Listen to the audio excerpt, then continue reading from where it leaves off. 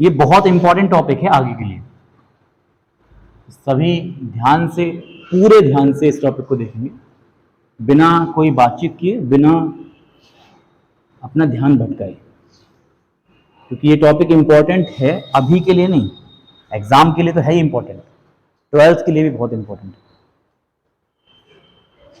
शुरुआत कर रहे हैं प्रोडक्ट ऑफ वेक्टर्स में। हमारे पास दो वेक्टर हैं, मैं बिल्कुल आराम से समझाऊंगा, पूरा ध्यान से आप देखेंगे इधर। हमारे पास दो वेक्टर हैं, एक है वेक्टर ए और एक है वेक्टर बी। वेक्टर ए का मैग्नीट्यूड है ए और वेक्टर बी का मैग्नीट्यूड है बी। इन दोनों के बीच का जो एंगल है वो है थीटा। हम सभी जानते हैं कि एंगल्स के ऊपर वेक्टर्स की कहानी डिपेंड करती है, इसलिए एंगल भी बताना जरूरी है। ठीक है, हमें दोनों का प्रोडक्ट पता करना है। अब देखो डायरेक्टली ना प्रोडक्ट नाम की कोई चीज सिंपल नॉर्मल के साथ मल्टीप्लाई ऑफ वेक्टर, इस नाम की कोई चीज नहीं होती है। इसमें स्पेशल काइंड ऑफ ऑपरेशन चलते हैं। दो तरह के प्रोडक्ट पाए जाते हैं प्रोडक्ट ऑफ वेक्टर्स के अंतर्गत। नॉर्मल मल्टीप्लाई नहीं है कि 2 इंटू 3 किया तो 6 हो गया, सिंपल मल्टीप्लाई इसके अंदर नहीं होता, इसकी अलग कहानी है। भले ही नाम से हम इन्हें प्रोडक्ट कहते हैं, बट ये अपने आप में अलग ऑपरेटर है। जैसे addition, plus, minus, multiply, divide, ये मैथमेटिक्स के कुछ ऑपरेटर्स हैं। ऐसे ही यहाँ जो हम स्टडी करने जा रहे हैं ये भी दो अलग नए ऑपरेटर हैं, दिखने में मल्टीप्लाई जैसे लगते हैं, इसलिए इनको प्रोडक्ट कह दिया जा रहा है। डॉट प्रोडक्ट और क्रॉस प्रोडक्ट के नाम से मैंने जानेंगे। समझते हैं एक बार जरा, देखिए जैसा आपने अब तक समझा है कि ये जो बी वेक्टर है, वेक्टर बी जो है, इसको मैं दो पार्ट में रिजॉल्व कर सकता हूं। करके देखते हैं जरा। मैं कह रहा हूं कि ये जो वेक्टर बी है, एक तो है vector A, wait a minute,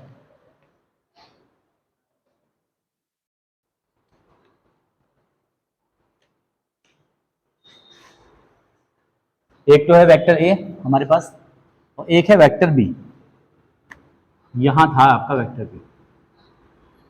था से मेरा क्या मतलब है, मैं इस वेक्टर बी को इसके दो पार्ट में रिजॉल्व करने वाला हूं, क्योंकि एक पार्ट आएगा इसी वेक्टर के अलोंग।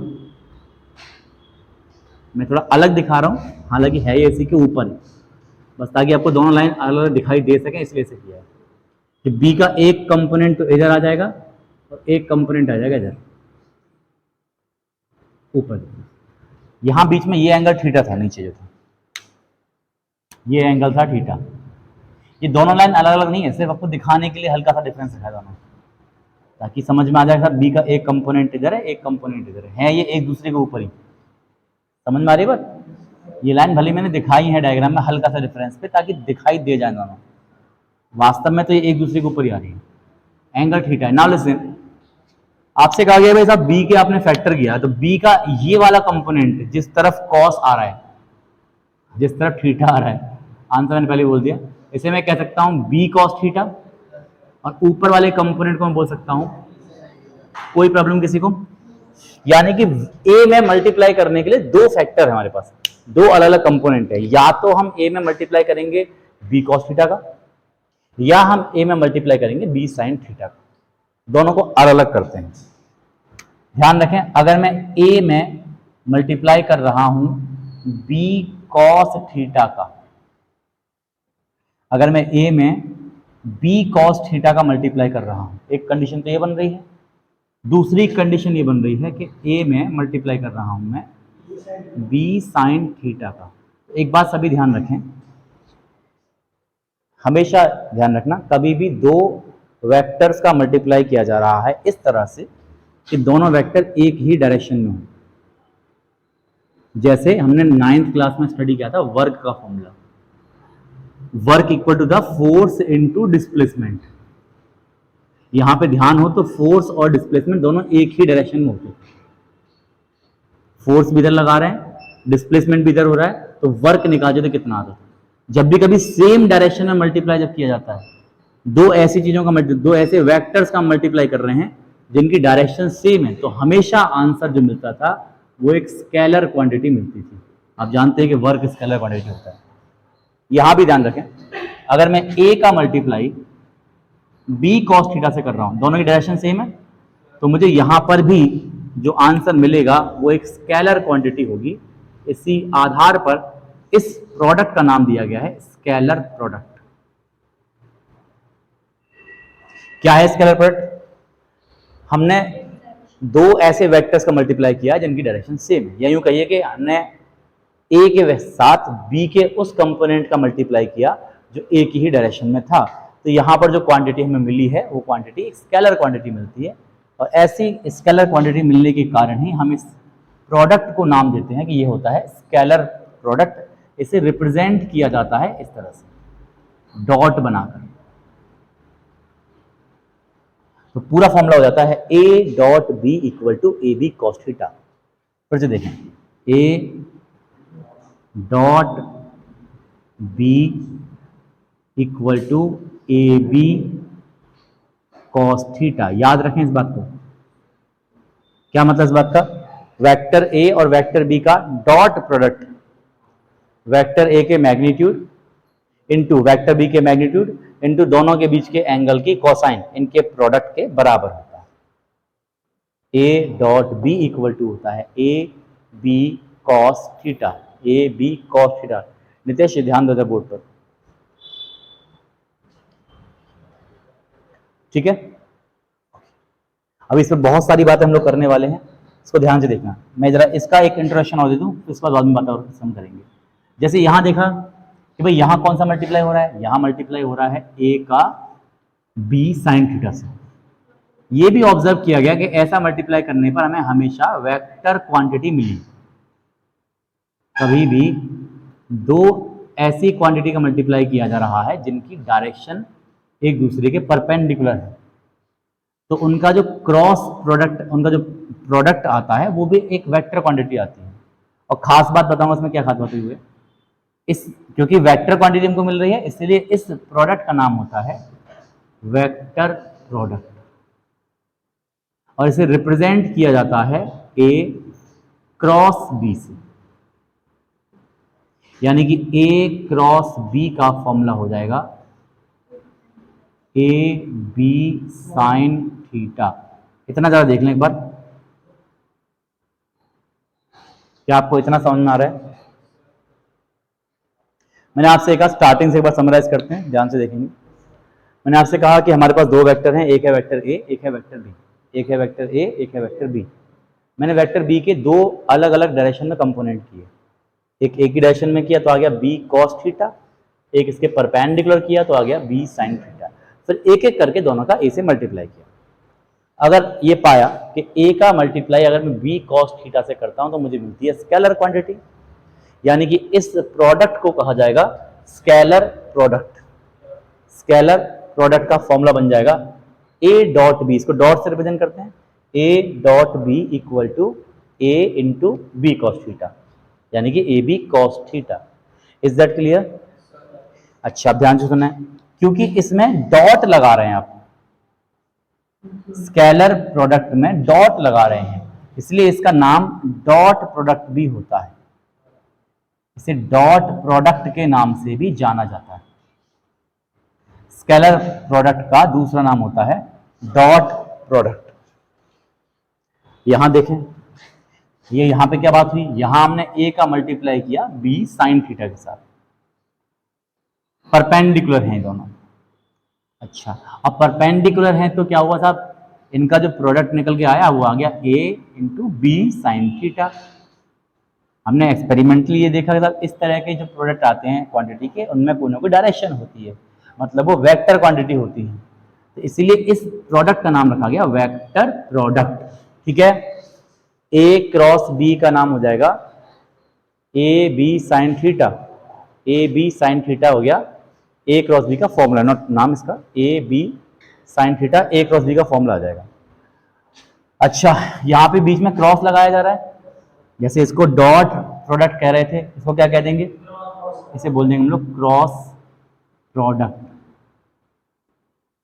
आगे के लिए याद रखेंगे कि डॉट प्रोडक्ट में हमें हमेशा स्केलर क्वांटिटी मिलती है, क्रॉस प्रोडक्ट में हमें हमेशा वेक्टर क्वांटिटी मिलती है। अच्छा, वेक्टर क्वांटिटी में खास बात क्या होती है, अलग क्या है इससे, इसमें डायरेक्शन होती है ना, पक्का? हर एक वेक्टर क्वांटिटी में डायरेक्शन होती है, तो इसमें भी डायरेक्शन होनी चाहिए। कहाँ है? तो खाली जगह छोड़िए, इधर नहीं छोड़ी, इधर डायरेक्शन नहीं आती, इधर पहले से खाली जगह छोड़िए, क्योंकि डायरेक्शन लिखनी थी मुझे। समझो बात को, इसमें डायरेक्शन आती है, तब कौन सी डायरेक्शन होगी? आई कैप होगी, जे कैप होगी, के कैप होगी, हमको नहीं मालूम। डायरेक्शन होगी एन कैप। अब एन हमको पता नहीं क्या है, आई कैप, जे कैप, के कैप, क्या पता कौन सी डायरेक्शन आएगी, वो तो क्वेश्चन पे डिपेंड करेगा। इसलिए फिलहाल के लिए हमने डायरेक्शन लगा दी है एन कैप। एक बात आपको बता दूं डायरेक्शन के विषय में खासकर, मान के चलो मेरे पास, ध्यान से देखना, मेरे पास दो ऐसी क्वांटिटी थी, इस तरह से कुछ ऐसे करके दो क्वांटिटी थी, ये कोई प्लेन है, ऐसे करके कोई प्लेन, इसमें एक क्वांटिटी थी इस तरफ, ये मान लो ए हो गया, और एक क्वांटिटी थी ये हो गया बी। ध्यान से देखो जरा, मैं ऐसी बात को थोड़ा सा एक 3D में समझाने का प्रयास कर रहा हूँ। ये एक प्लेन है इस तरफ से, इसमें ए है इस तरफ, बी है इस तरफ, और ये है इनका एंगल थीटा। यही बात मैंने यहां ड्रॉ करी है, देखें जरा, समझ पा रहे हैं? समझ पा रहे हैं? अगर डायग्राम थोड़ा टेढ़ा बन रहा है तो उसको सीधा कर लें, या समझ में आ रहा है? ठीक है, ए का मल्टीप्लाई करना था आपको बी से, कौन सा वाला? क्रॉस वाला। तो आपको पता है सब, क्रॉस मल्टीप्लाई करने के लिए हमें मल्टीप्लाई करना होगा इससे। बी का एक कंपोनेंट इधर आ जाएगा, बी कॉस थीटा, इधर आ जाएगा बी sin थीटा। खैर चलो, हमें इनसे मतलब नहीं, हमने वैल्यू निकाल ली पहले से। हम बात यहाँ कर रहे हैं सिर्फ डायरेक्शन की। मैं इसको समझाने के लिए इसको बनाया था, मैं बात कर रहा हूँ सिर्फ डायरेक्शन की। तो हमेशा ध्यान रखें, ऑलवेज ए क्रॉस बी की जो डायरेक्शन होगी, देखना ध्यान से, ए और बी को मिलाकर एक प्लेन बन रहा है, देखें इसमें डायग्राम में,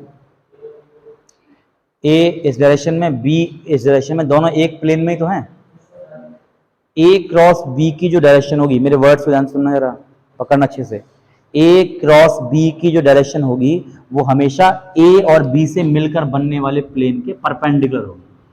क्या बोल दिया? देखो, ए क्रॉस बी की डायरेक्शन या तो इस तरह से होगी ऊपर की तरफ, या फिर होगी नीचे, यानी जिस प्लेन पर ए और बी हैं उस प्लेन के परपेंडिकुलर होती है ए क्रॉस बी की डायरेक्शन। ये नियम अच्छे समझना, अभी मैं आगे और बताऊंगा इसमें। ए क्रॉस बी वेक्टर प्रोडक्ट है, इसमें डायरेक्शन तो होगी, तो डायरेक्शन किधर होगी ये निकालने के लिए हम देखेंगे कि ए और बी किस प्लेन में आ रहे हैं। अगर ए और बी इस प्लेन में आ रहे हैं, इस प्लेन में, अगर ए और बी इस प्लेन में आ रहे हैं तो ए क्रॉस बी की डायरेक्शन होगी इस प्लेन के परपेंडिकुलर। जरा इतना नोट कीजिए, पहले फिर बताते हैं। देखो कि वेक्टर प्रोडक्ट की डायरेक्शन क्या आती है, देखें जरा फिर से दोबारा से। कभी भी दो वेक्टर मेरे पास हैं, एक वेक्टर ए है, एक वेक्टर बी है, निसंदेह ए और बी मिलकर कोई ना कोई प्लेन तो बना ही रहे होंगे। कहीं भी ले लो, मैंने एक वेक्टर ले लिया ये इधर, एक वेक्टर ले लिया मैंने इधर, तो ये दोनों किसी न किसी प्लेन में होंगे जनरली, नॉर्मली। अगर आप सिंपल एक प्लेन की बात कर रहे हैं तो अलग भी हो जाते हैं कई बार, बट यहाँ की बात मैं कर रहा हूँ। हिसाब ये दो वेक्टर हैं, दोनों वेक्टर मान के चलो जिस प्लेन में आ रहे हैं, ए और बी जिस प्लेन में आ रहे हैं, फिलहाल मैं इनकी बात कर रहा हूँ, तो इन दोनों वेक्टर्स से मिलकर बनने वाला जो प्लेन है, इन दोनों वेक्टर के क्रॉस की डायरेक्शन इस प्लेन के परपेंडिकुलर होती है। वे वेक्टर ए मान के चलो इधर है, चिरा, वेक्टर ए इधर है, वेक्टर बी मान के चलो इधर है। आप देख पा रहे होंगे कि इन दोनों वेक्टर से मिलकर एक प्लेन बन रहा है। ये बात समझ में सबको आ रही है? वेक्टर ए, वेक्टर बी, इनसे मिलकर एक प्लेन बन रहा है। अब अगर मैं ए क्रॉस बी निकालूं या बी क्रॉस ए निकालूं, दोनों की डायरेक्शन इस प्लेन के परपेंडिकुलर होगी, या तो ऊपर की तरफ होगी या नीचे की तरफ। समझ में आ रही बात? ये जो प्लेन बना हमारा, इस प्लेन के या तो परपेंडिकुलर ऊपर की तरफ होगी डायरेक्शन, या नीचे की तरफ होगी। अब पता क्या चलेगा कौन सी डायरेक्शन कब ऊपर की तरफ लें या कब नीचे की तरफ लें? It depend on the question कि ए क्रॉस बी पूछा गया है या बी क्रॉस ए पूछा गया है। जैसे इस क्वेश्चन के हिसाब से अगर मैं ए क्रॉस बी की डायरेक्शन निकालूं, सभी बच्चे ध्यान से देखें और अपने हाथ से कर देखें। जब तक अपने हाथ से नहीं करोगे आपको समझ में नहीं आएगा। राइट हैंड अपना उठाइए और डायग्राम के हिसाब से ए है इस तरफ और बी है इस तरफ, है ना? तो ए की तरफ फिंगर्स को करो जरा, कर लिया, और ए से बी की तरफ घुमाओ, उंगलियों को मोड़ो। राइट हैंड कौन सा है आपका? राइट हैंड से ही करना है, लेफ्ट से मत कर लेना।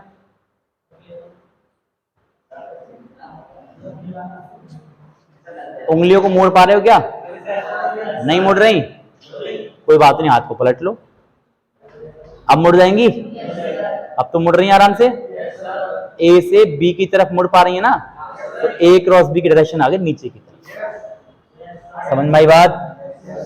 अगर ए क्रॉस बी निकालना है तो ए की तरफ करो फिंगर्स को और बी की तरफ घुमाओ। घूम रही हैं क्या? नहीं घूम रही तो पलट लो हाथ को। अब घूम रही हैं आराम से? हाँ अब घूम रही हैं। तो ए क्रॉस बी की डायरेक्शन डाउनवर्ड आ गई। Is that clear to everyone? अगर मुझे बी क्रॉस ए निकालना है तो फिंगर्स को करो बी की तरफ। बी इधर है, द कर्ली फिंगर, ए की तरफ घुमाओ, ए था इधर, घूम पा रही हैं आराम से, तो ए क्रॉस बी आ गया ऊपर की तरफ। समझ में आ गई बात? तो इसके हिसाब से, सॉरी ए क्रॉस बी नहीं, बी क्रॉस ए, पहले हमने क्या निकाला था? ए क्रॉस बी निकाला था इस क्वेश्चन के हिसाब से, तो ए क्रॉस बी की डायरेक्शन आ गई नीचे की तरफ और बी क्रॉस ए की डायरेक्शन आ गई ऊपर की तरफ, इस क्वेश्चन के अकॉर्डिंग। समझ में आ रही बात सभी को? तो एक बात यहां पे क्लियर होती है कि चाहे ए क्रॉस बी निकालो चाहे बी क्रॉस ए निकालो, दोनों ही, चाहे ए क्रॉस बी चाहे बी क्रॉस ए, दोनों ही ए और बी से मिलकर बनने वाले प्लेन के परपेंडिकुलर होते हैं। इस बात को लिख लें। कहां लिखें? Direction of A cross B is always perpendicular to the plane of A and B. A और बी का जो प्लेन है उसके हमेशा ए क्रॉस बी की डायरेक्शन हमेशा उसके परपेंडिकुलर आती है। अब परपेंडिकुलर अपवर्ड है या डाउनवर्ड है वो डिपेंड करेगा कि आप ए क्रॉस बी निकाल रहे हो या बी क्रॉस ए निकाल रहे हो। समझ में आ रही बात सभी को? बहुत याद रखना इस बात को। हाँ जी,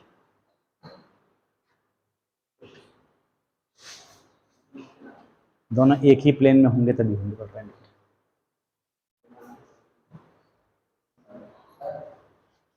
लीजिए स्केलर प्रोडक्ट के बारे में, और आज इसके बारे में बात हो पाएगी, वेक्टर के बारे में बात आज हमारी नहीं हो पाएगी। स्केलर के बारे में बात करने वाले हैं, हटाएं से। तो फटाफट से हेडिंग डाल लीजिए। हमने हल्का सा इंट्रोडक्शन जान लिया दोनों के बारे में, अब डिटेल में बात करने वाले हैं हम लोग स्केलर प्रोडक्ट के बारे में। ये इंट्रोडक्शन था इसका। Now we will discuss it in detail. Scalar product फिर से देख लें एक बार जरा। हमने देखा कि इसमें जो भी क्वांटिटी हमें मिलती है, जो मल्टीप्लाई करके जो आंसर मिलता है वो हमेशा स्केलर मिलता है, मतलब इसमें कोई डायरेक्शन नहीं आती। ठीक है, करके देखते हैं जरा भी। जैसे मान के चलो मेरे पास दो वेक्टर है, देखे ध्यान से। मैं पहले इसको ऑर्थोगोनल कंपोनेंट की फॉर्म में देख रहा हूं, ऑर्थोगोनल यूनिट वेक्टर की फॉर्म में। जैसे अगर मुझे आई डॉट आई पता करना है, फिर से देखा जरा, दो वेक्टर हैं ए और बी, इनका डॉट प्रोडक्ट निकालना है तो फॉर्मूला होता है ए का मैग्नीट्यूड इंटू बी का मैग्नीट्यूड इंटू ए और बी के बीच के एंगल का कोसाइन। कोई प्रॉब्लम वाली बात नहीं है ना? कॉस को का जो पूरा नाम है उसे कोसाइन कहते हैं, इसलिए मैं इसको कोसाइन बोल रहा हूँ। कॉस थीटा शॉर्ट में बोला जाता है, पूरा नाम होता है कोसाइन ऑफ थीटा। खैर आगे बढ़ते हैं। तो जरा बताइए आई डॉट आई क्या हुआ? आई का मैग्नीट्यूड कितना होता है? आई का मैग्नीट्यूड कितना होता है? पक्का? क्योंकि आई है unit vector in the direction of x axis, बताया था आपको मैंने, और बीच में कहा भी था कि मैं आपसे पूछूंगा बाद में, भूल जाते हैं आप लोग। आई का मैग्नीट्यूड होता है 1, दूसरे वाले आई का क्या होगा? इसका भी 1 होगा।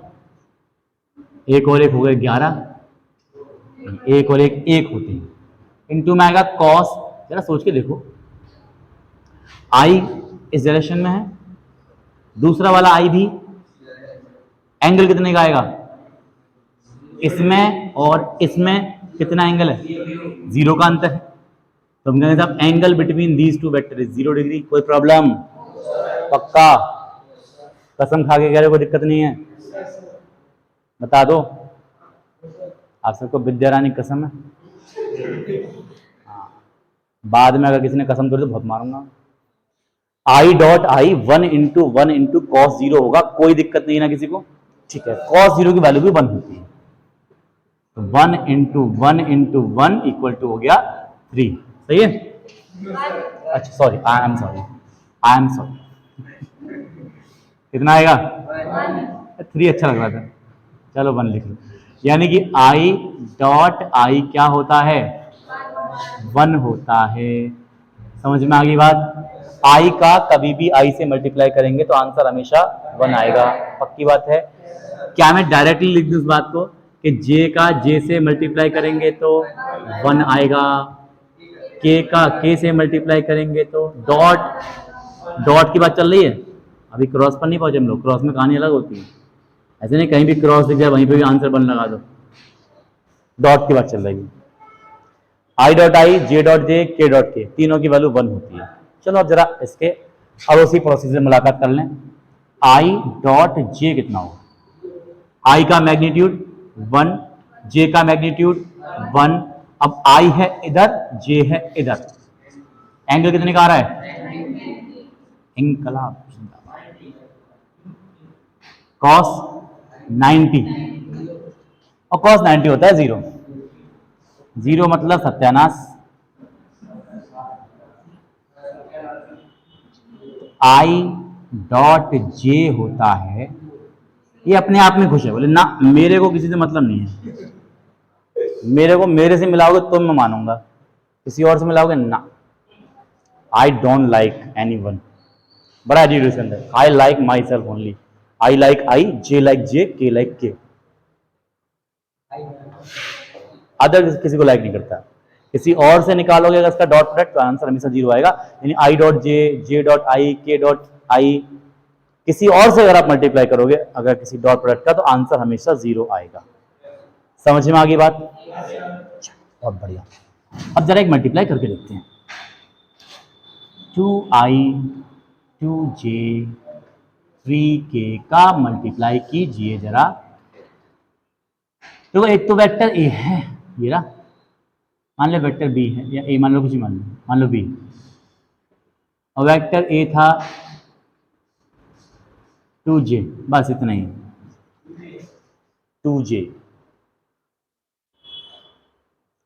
तो इस 2j का मल्टीप्लाई करना है हमको, करो जरा। 2i + 2j - 3k का मल्टीप्लाई कर रहे हो 2j से, कोई प्रॉब्लम? कौन सा मल्टीप्लाई है ये? डॉट प्रोडक्ट है, तो क्रॉस नहीं लगा रहे, डॉट लगा रहे।